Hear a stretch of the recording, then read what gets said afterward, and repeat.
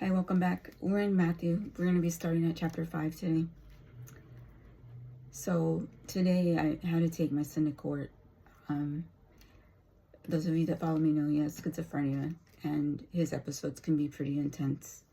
And he broke out someone's windows. He had just received his injection.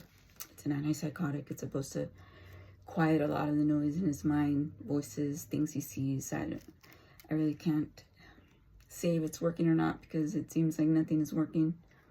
But we had to go to court today, and they're filing a mental diversion on him, but he has to get with a psychologist. He's already been, I think they said psychologist and not psychiatrist. He's been with a psychiatrist before when we first found out about his diagnosis, and we're getting him help. Well, this is for the court to see what his mental state is, and this is how they determine if he should be in a facility, if he should be charged with the crime and be on probation. Would that even help? Can he understand enough to go to his meetings with the probation officer? A lot of things go into it, and well, somebody will tell me that it's a good thing because then it'll be on the record whether or not he understands the natures of his crimes and can face up to the consequences, whatever they are. And of course, I'm hopeful that the mental diversion will just paint a clearer picture of his state, and so the judge will see that he isn't coherent all the time. It's hard to calm down, and he's just sick. He's ill enough that they have labeled him as severely depressed and safe to himself and unsafe to others. And that's a scary thing. But as his mom, I'm always there. And sometimes I have to tell myself it could happen to anybody and not to feel sorry for myself. But where I found hope was that Jesus, when he was alive and he went and spoke to the peoples, he went to help the sick, to heal the sick, to minister to everyone, the poor and the needy. And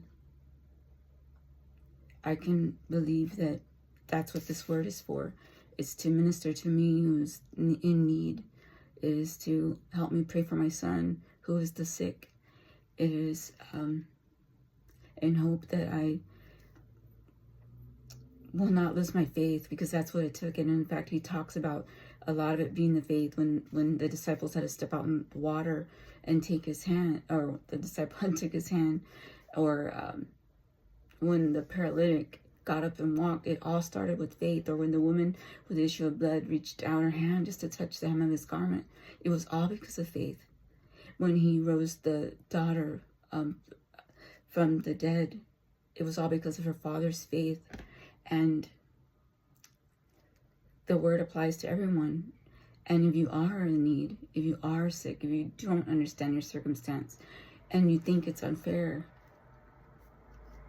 put your hope in him. Don't lose faith that he loves you. And all people can understand what it's like to feel like life isn't fair. I put so much hope into my son being somebody, and there's nothing to say that he can't one day. But sometimes, like days like this, when you just have to face reality and facts, like you have to accept it. And for me, what helps accepting it is knowing that God still loves us, and God will make a way so that our life can be as normal, that I can have peace as much as possible. And without him, I'm telling you, I wouldn't be able to do it.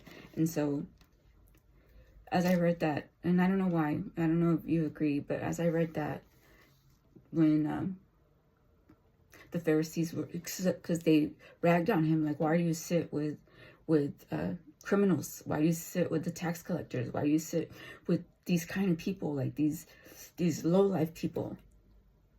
And it was because they're the ones in need. They're the one that needed ministering to. They're the one that needed a doctor. They're the one that needed his word, his life-giving word. And so it is for us. And you might not be any of those things, good. Amen. That you are blessed and you don't have a lot of these things happen. Everybody has different trials, and they're all at different levels. And what's hard for me might not be hard for you. But something hard for you may be something I never had to deal with.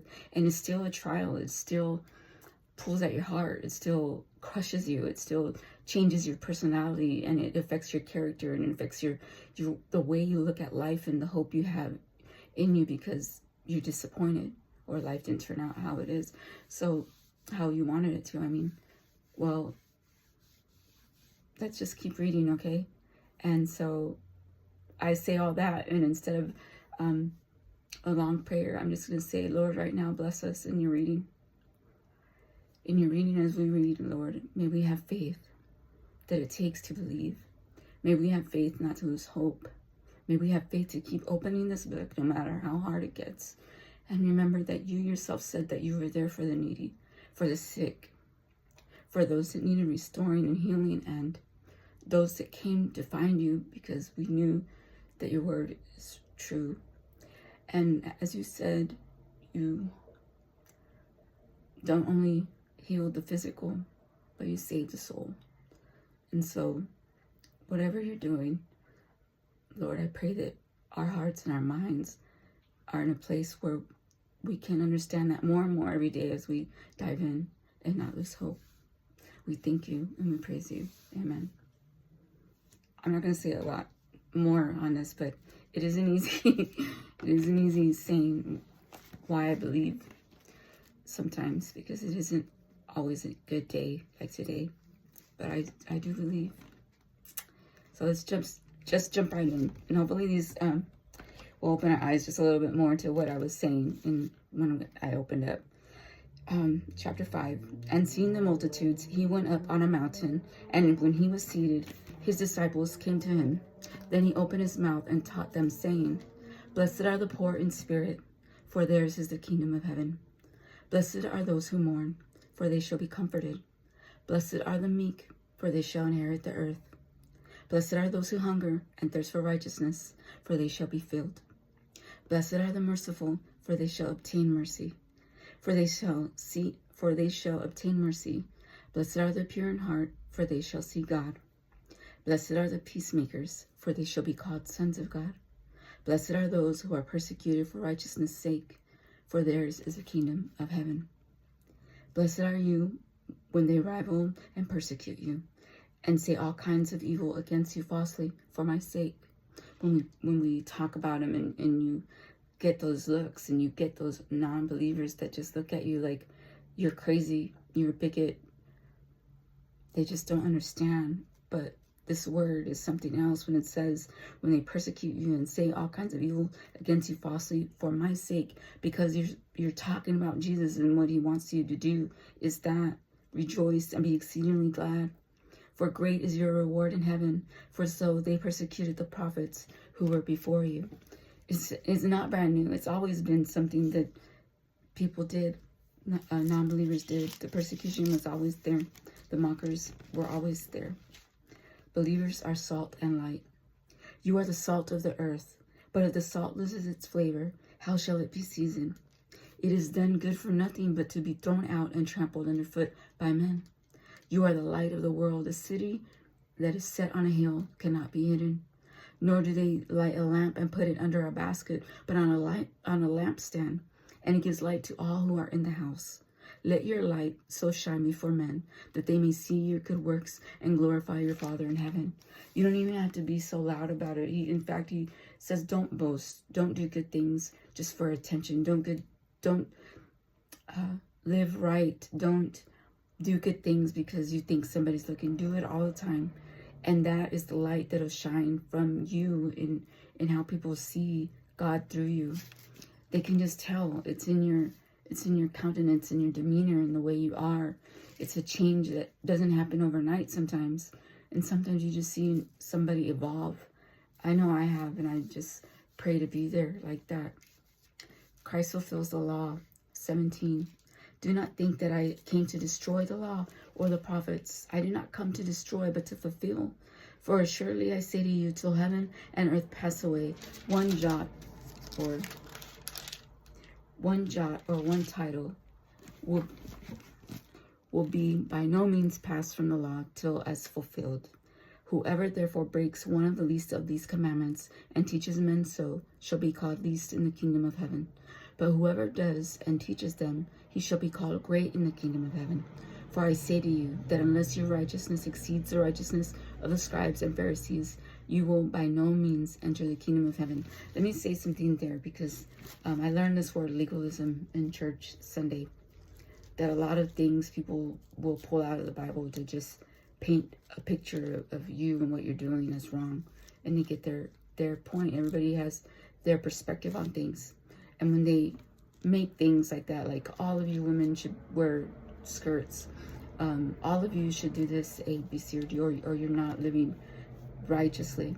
That's legalism.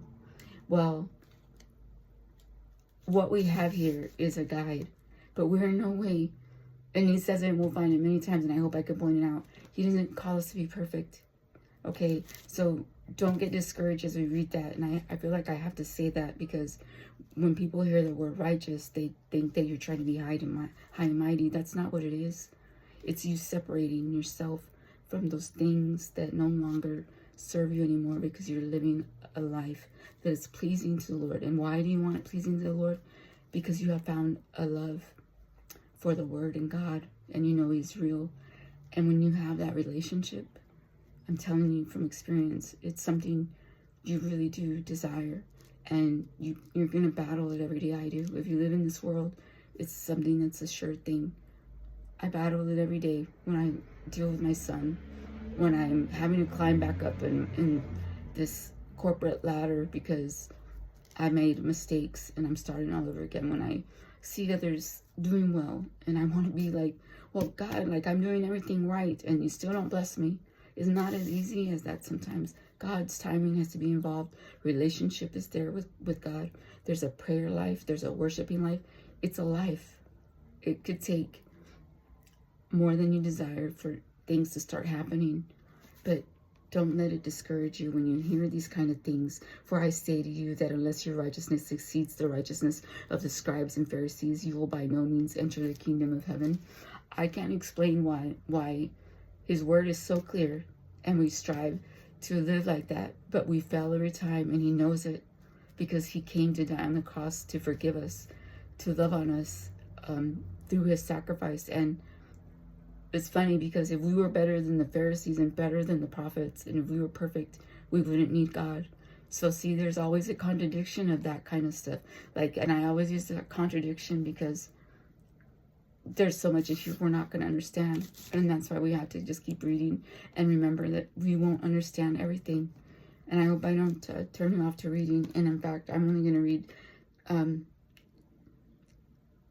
all of chapter 5 today. And so, because there's so much in here. So let me keep going. Murder begins in the heart.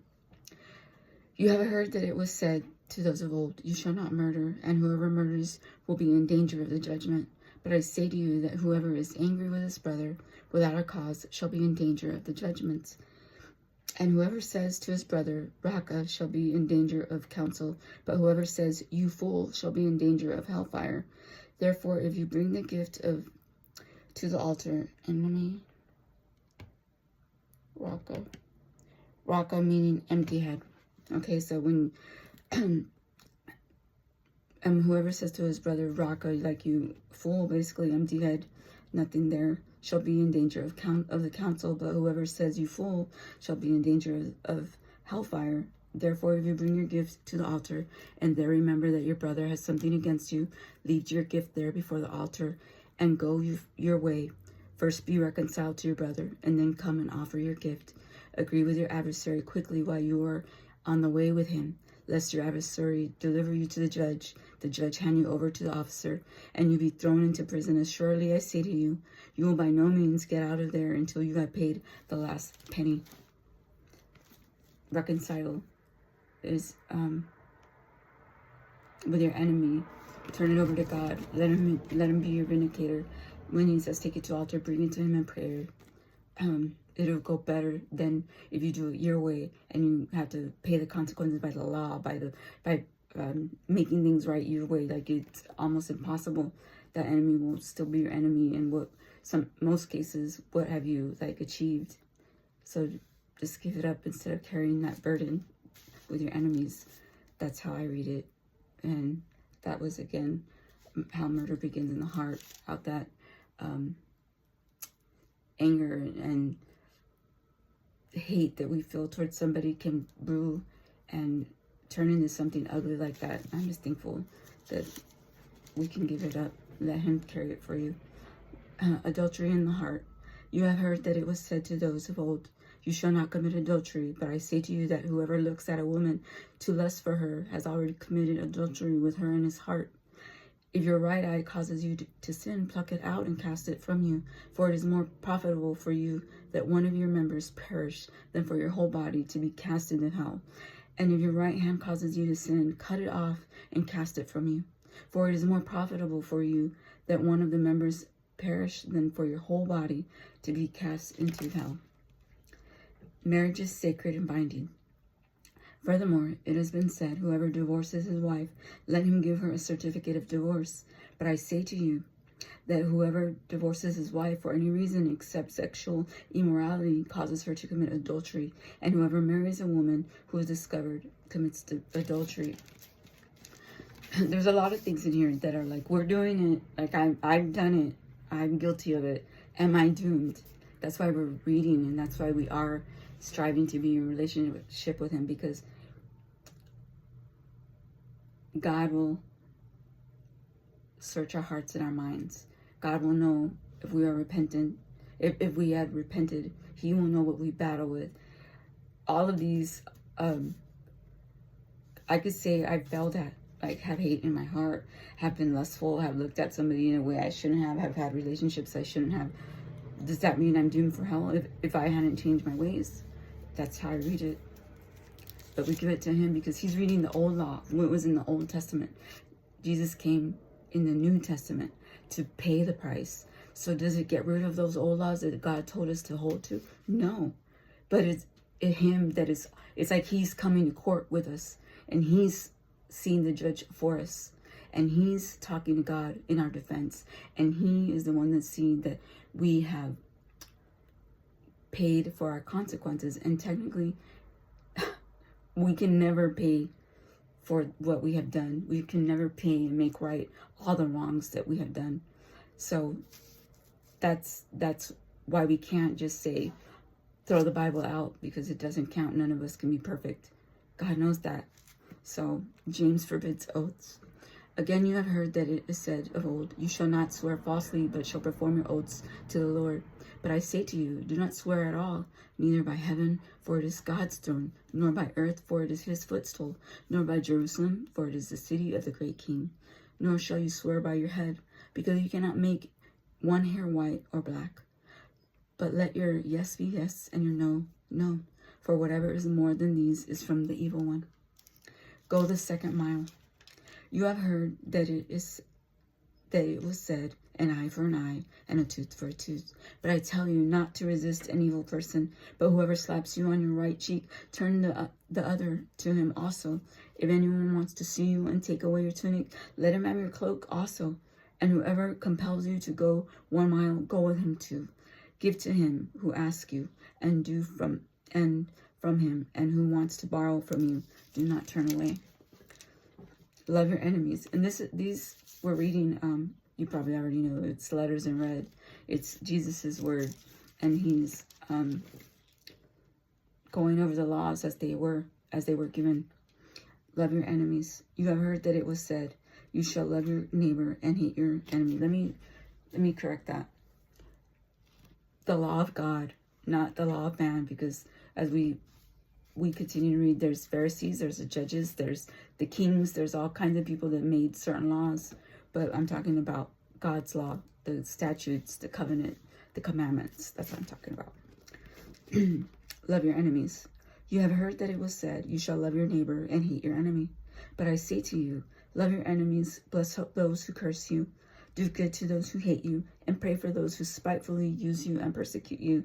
That is so hard, that you may be sons of your Father in heaven. For he makes his sun rise on the evil and on the good, and sends rain on the just and the unjust. It isn't fair all the time what somebody might get away with, how somebody can hurt you, how you can feel like you've got the short end of the stick every time. Every time you try, it just, bam, hits you again that you're not lucky. You're not the lucky one. It's because when, like it says right there, when it rains, it's going to fall on whoever was outside. When things happen, and you're not there, it's not because he chose you, like, to go through the suffering and not. It's just that everybody gets treated the same by God. That's how I'm reading it. When he does things that happen, he's not saying you deserve the awful trial you're going through. You deserve the pain. Good and bad things happen to everyone. And that's just how it is. Everybody bleeds red. That doesn't mean that, you're right and he's wrong. There's no way to separate that. God is the one that's going to judge that in the end. We're all man. We all bleed red, and we all fall under his law.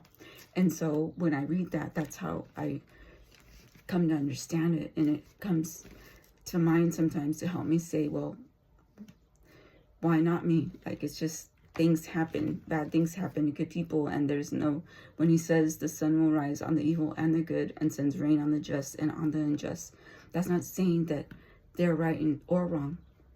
It's just that's how it is. Time keeps moving. The day will still come, and the day will still come for me and for you, even though we're enemies or you did me wrong. It's just, don't use that to say that God loves somebody more than you, because it's not. For you love those who love you, what reward have you? Do not even the tax collectors do the same?